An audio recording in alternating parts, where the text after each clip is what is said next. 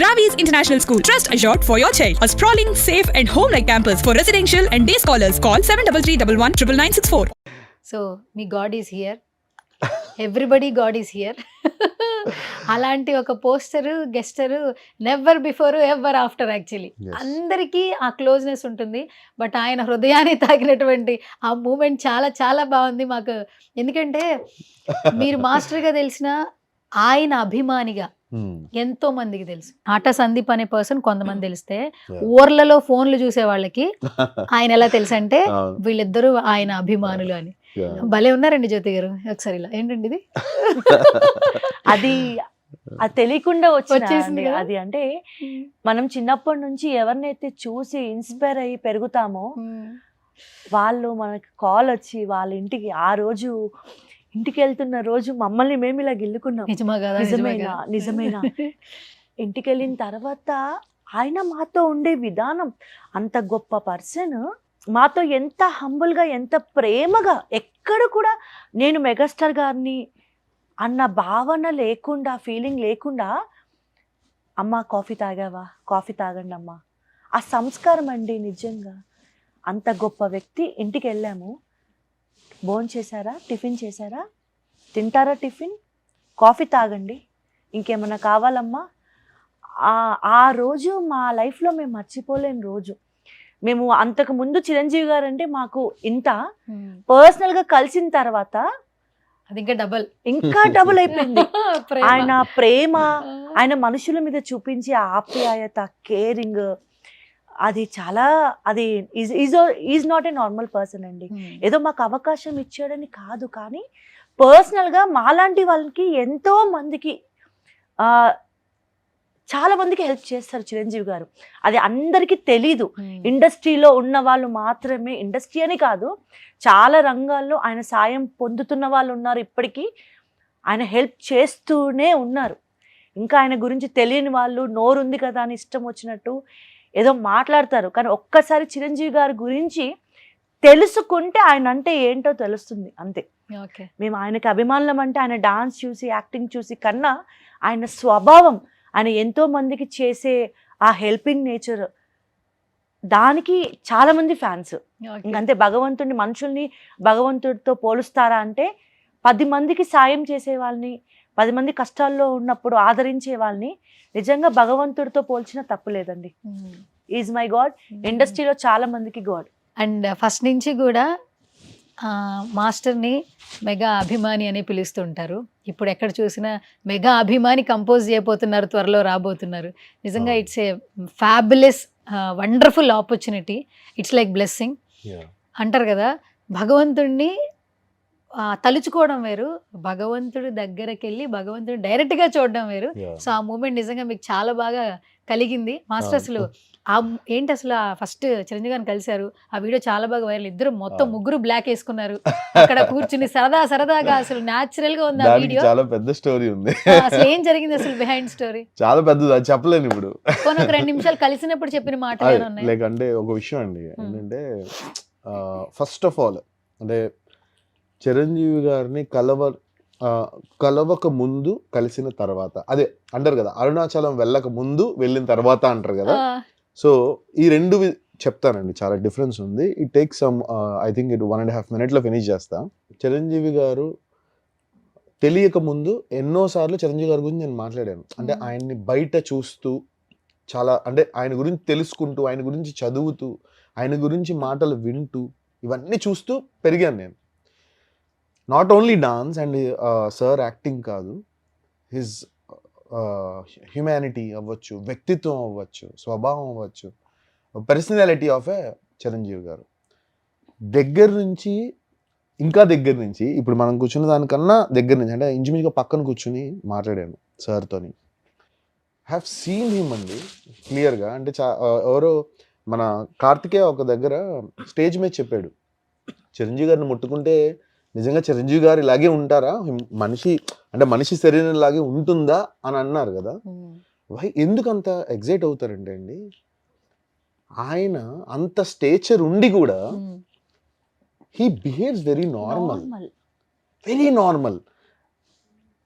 అది చాలా మంది అనుకోవచ్చు. ఇప్పుడు ఈ మాట చెప్తుండే కూడా చాలా మంది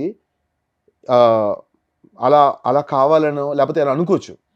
నేను పర్సనల్గా హ్యావ్ సీన్ హిమ్, లెక్క పెట్టుకున్నా, కౌంట్ చేసుకున్నాను ఎన్ని నిమిషాలు ఎన్ని గంటలు స్పెండ్ చేశారు. ఐ హ్యావ్ స్పెండ్, అంటే షూటింగ్ టైం కావచ్చు, what ever it is, I have spend 49 hours.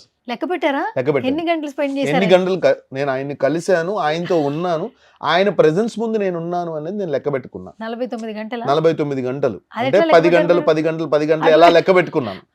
Okay. So I have seen him Ah. అంత దగ్గర నుంచి, అండ్ Ah. ముందు కలిసిన 4 గంటలు, ఆ ముందు కలిసిన 3 గంటలు, ఇట్లా అన్ని గంటలు కలుపుకొని ఐ హావ్ సీన్ హిమ్ చాలా క్లోజ్ గా. ఓకే. నిజంగా చెప్తున్నానండి, ఇక్కడ లేరు కానీ నించుని ఆయన కాళ్ళకి దండం పెడుతున్నా అన్నట్టు ఐ విల్ ఫీల్. అంటే this is what I have my gratitude is. Chiranjeevi గారు ఇక్కడ ఎక్కడ లేకపోయినా కూడా చిరంజీవి గారు అన్న పదం మనం మాట్లాడితే ఐ థింక్ ఇప్పుడు కూడా నా కాళ్ళు, ఆయన కాళ్ళు ఇలా ముట్టుకున్న ఫీలింగ్ వస్తుంది. So that is what Chiranjeevi garu. అది ఆటోమేటిక్ గా అది వెళ్ళిపోతుంది. He was not a normal person అండి. He was not a normal person. మనం కలిసాము అని అంటే ఆయన కలవనిచ్చారు అంటే that is what his nature is. ఏంటి ఆయన గురించి చెప్తే ఒక నిమిషం 2 నిమిషాలు మన జీవితకాలం సరిపోదండి, అంతే. ఎంతో మందికి హెల్ప్ చేశారు, ఎంతో మందికి. చిరంజీవి గారి గురించి బయటికి చెప్పాలి ఎందుకంటే కలిసిన ప్రతి ఒక్కళ్ళు కూడా చిరంజీవి గారి గురించి మాట్లాడాలి. ఇది ఏదో చెప్పడం కాదు, it's a kind of demand. నేను మాట్లాడేది చిరంజీవి గారి గురించి మాట్లాడాలి, because such a legendary person he was. అలాంటి పర్సన్ గురించి లోపల దాచేసుకుంటే ఆయన గొప్పతనం బయటికి, ఇంకా ఆయన వాట్ హీ వాజ్ పర్సనలీ అనేది దగ్గరికి వెళ్ళిన వాళ్ళు చెప్పాలి. ఇంకా చాలా విషయాలు ఉన్నాయండి. 49 గంటలు కలిశానంటే నా దగ్గర ఎన్ని విషయాలు ఉండేది ఆలోచించండి. బట్ సినిమా రిలీజ్కి ముందర, సినిమా టైంలో ష్యూర్గా, ఫర్ ష్యూర్ ఆయన మాట్లాడిన ప్రతి ఒక్క ఆణిముత్యం, ప్రతి ఒక్క మాట కూడా ఒక ఆణిముత్యం లాంటిది. ప్రతి ఒక్కటి నేను బయటికి చెప్తాను. ఆయన స్వభావం ఎలా ఉండదో, ఆయన ఎలాంటి మనిషో, ఎంత గొప్ప వ్యక్తో. అందుకనే అన్న, అరుణాచలం వెళ్ళక ముందు, అరుణాచలం తర్వాత వెళ్ళిన తర్వాత అని అంటారు కదా. నేను అరుణాచలం వెళ్ళక ముందు మీరు అన్న సందీప్, నేను శివమాల వేసుకుని అరుణాచలం వెళ్ళి గిరి ప్రదక్షిణ చేసుకుని గిరికొండ ఎక్కి వచ్చి దండం పెట్టుకుని వచ్చి ఇక్కడ మాల ఫినిష్ చేసుకున్న తర్వాత I got all these calls. That is the power of lord Shiva.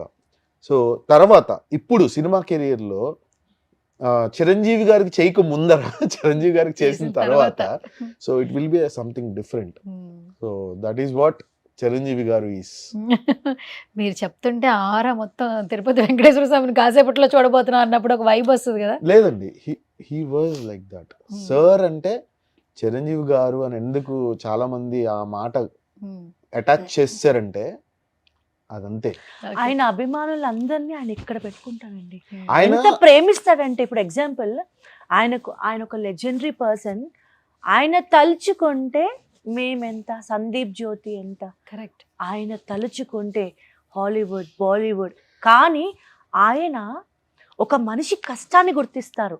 ఒక చిన్న సెల్ రీల్లో వీళ్ళ కష్టం, ఈ భార్యాభర్తల కష్టం, ఈ అబ్బాయి తను నా ఇమిటేటర్ కాదు, తను డూప్ కాదు, ఈ అబ్బాయి నా స్టైల్ని చాలా కొత్తగా కొరియోగ్రఫీ చేస్తున్నాడు అని వీడియోస్ చూస్తూ పిలిచి, నువ్వు చాలా బాగా చేస్తావు అబ్బాయి, చాలా క్యాజువల్గా.